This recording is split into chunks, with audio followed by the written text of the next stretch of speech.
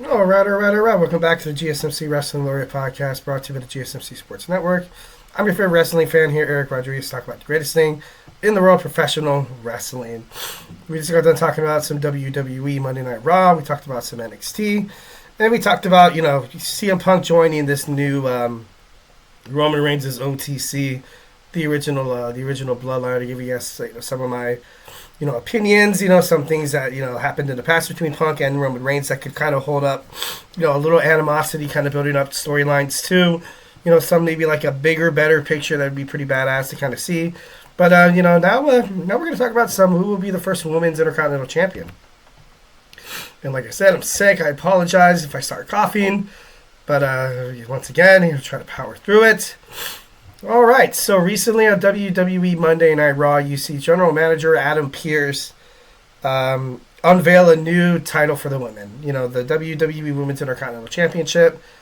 This is something that they should have done like yesterday, like a long time ago. You had a lot of star talents from the professional wrestling industry, like Toni Storm, Sasha Banks, and a couple of other handful, women's superstar that could have made it big.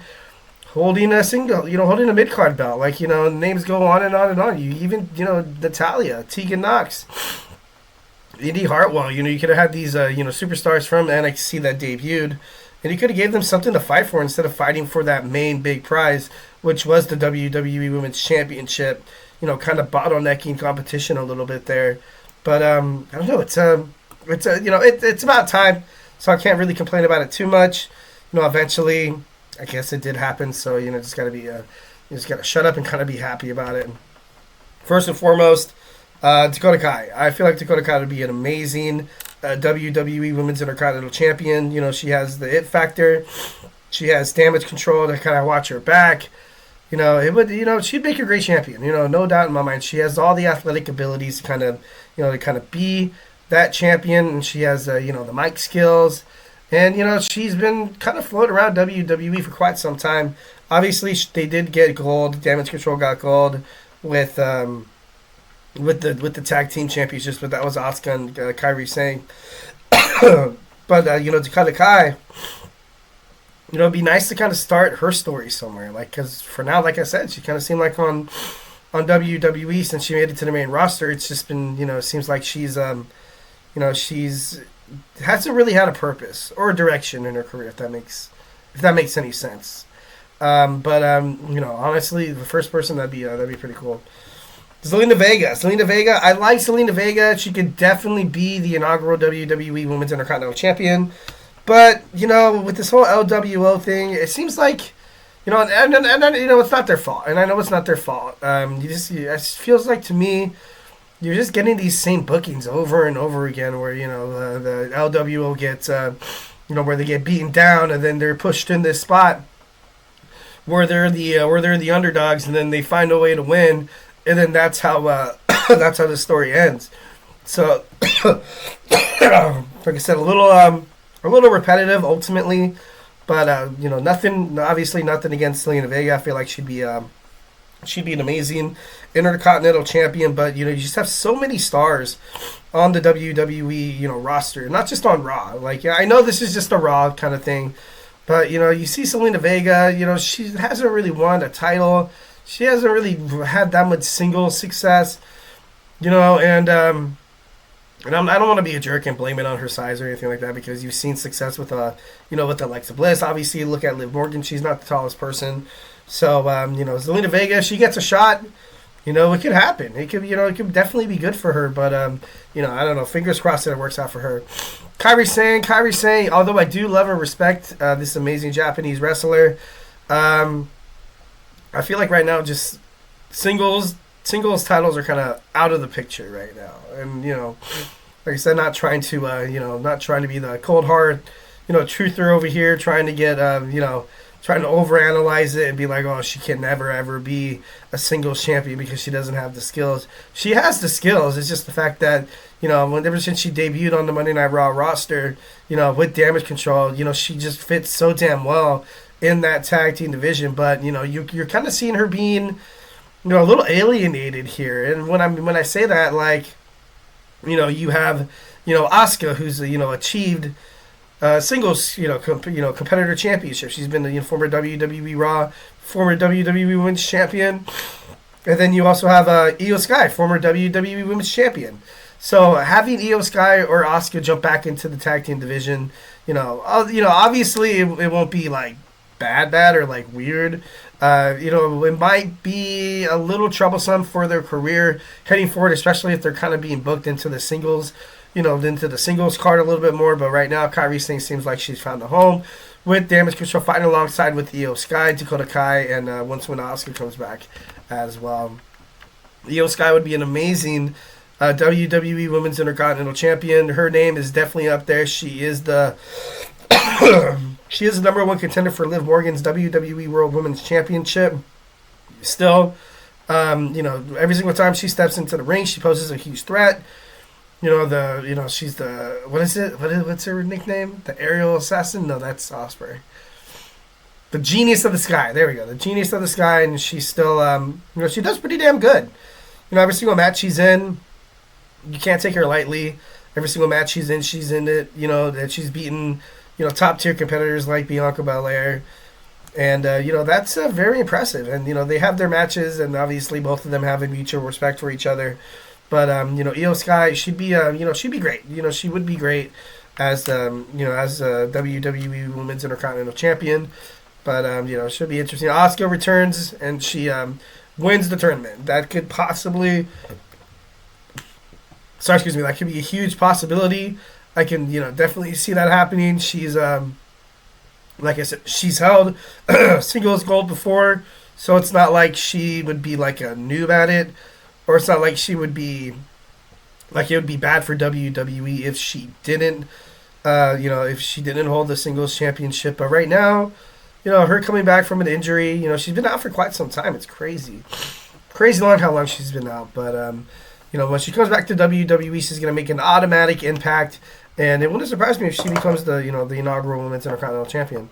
Charlotte Flair, it's been already said that she's going to be on SmackDown. There's been reports that she's going to start a feud with Nia Jax. This whole you call yourself the queen, I'm really the queen of WWE. This and that and the other. And then that's how I think that's how she's going to come back into WWE. So I don't really see her holding the Intercontinental Championship. Would she be an amazing champion? Hell yeah. She'd be an amazing champion. But overall, right now, Charlotte Flair, she already has all the accolades. She has all the accomplishments. She's won all the gold. So, right now, kind of having a nice little feud with like a younger talent like Tiffany Stratton could ultimately, kind of help, kind of boost and mature Tiffany Stratton's character in terms of WWE and taking that next step up to superstardom to kind of put someone over there. Becky Lynch, I do love Becky Lynch. I think she's cool and all, but if she comes back to just automatically take the Intercontinental Championship, the Women's Intercontinental Championship, I gotta be honest, I'd be a little upset. Like, being brutally honest, I'd be 1,010% upset. I'd be like, all right. I thought this, this belt was going to be put on somebody where, it's a never before crowned champion, and it's you can have a lot of, storylines develop, kind of like where you saw, not Kendall Gray, Keilani Jordan become the inaugural WWE NXT Women's North American Champion. When she won the championship, there was a whole different array of storylines that popped up, which is, cool because it's new. They never really kind of had that, so much. Well, everyone's had a babyface champion. But when you first introduce a mid-card belt, kind of like what Keilani did, is you kind of have to make it prestigious. You don't want it to be, all over the place. And Becky Lynch right now, winning the Intercontinental Championship is the least of her concern. She should definitely, go back to challenge Liv Morgan for that Women's World Heavyweight Championship. But, will it happen right away? Probably not. But Becky Lynch, although she'd be a fighting champion, she'd be great. She'd be a great champion. But I don't know. I just feel like if she comes, the moment she returns to WWE, they put all their chips on the table. They're like, you know what, Becky, the belt's yours. For me, I don't know if I would be really too hot on that. Alexa Bliss would be a nice inaugural WWE Women's Intercontinental Champion. She's held singles titles before. She's shown that she could definitely, dictate a promo, kind of have the kind of have the company kind of surfaced around her, because just the way she is on the mic and the way she wrestles is actually pretty damn good. She's coming back from maternity leave, and it's I think it's TikTok. It can happen anytime now, I feel like. She's already been training inside the ring, dropping hints on social media, talking about, hey, where is Alexa Bliss? So that could definitely be something that could be hinting at her becoming the first ever women's Intercontinental champion. I feel like that'd be badass. I feel like that'd be cool. That'd be great for her, because when he kind of had her lose the championship, I think it was against Ronda Rousey. It could be wrong. Don't quote me on that. And then she jumped into tag team title division with Nikki ASH. I think they're 2-time champions. I think they might be. I'm not too sure. Should have fact checked that one. But she's just great. She's just great, and I would love to see her come back and have Rhea Ripley, kind of like the same conversation as Becky Lynch. I don't want to see her win the Women's Intercontinental Championship. I'm sorry. I don't.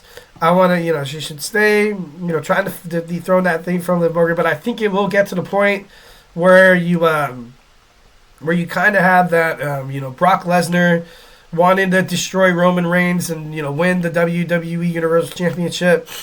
And Rhea Ripley's already had 2 chances. She's already had 2 chances at Liv Morgan's title. I think it's going to get to a point where Liv Morgan's going to be like, all right, Rhea, you know what? We'll fight one last time. But if I win, you can never challenge for this belt again.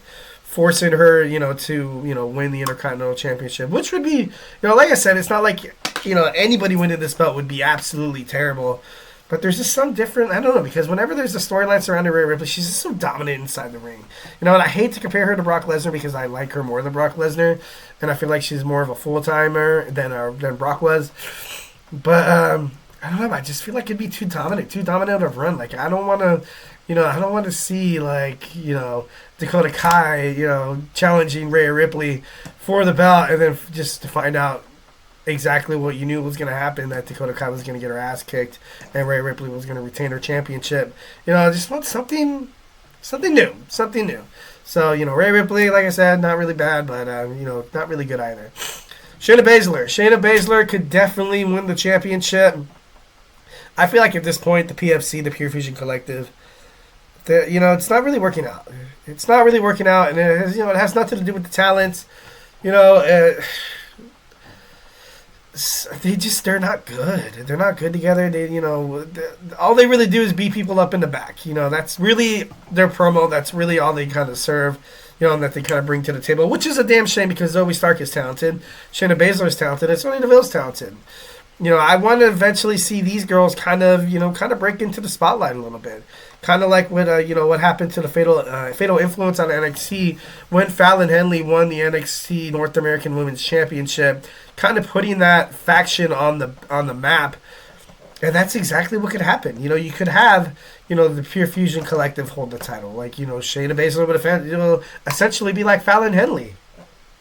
Or, JC Jane, like Sonya Deville, she could hold the title too. Like, array of possibilities. Once again, Sonya Deville, having that leadership role, kind of like what Triple H had in Evolution with Batista and Randy Orton. You kind of have to have, the head honcho of the group. You need a title. You ultimately need a title, to kind of make your faction not really credible. That's not the right word. Prominent, maybe. Relevant, I guess, is the right word I'm trying to say, because right now the PFC doesn't really seem like they're kind of clicking on all cylinders a little bit here, and for me, I feel like that's all bad. You kind of deemed these girls, because when they first got together, I got to be honest, I was like, dude, this is gonna be sick. It's gonna be good for Shayna Baszler. This is gonna be good for Zoe Stark. This is gonna be great for Sonya Deville returning, and then only to find out they're just they're just dropping the ball. It sucks. All right, guys, so hey, do not go anywhere. We're going to jump on into our 5th and final segment. We got, it's Tuesdays today in wrestling history, but it's today in wrestling history. So grab your favorite snack, grab your favorite ice cold beverage, and join me here in about 25 seconds. Hey, do not go anywhere.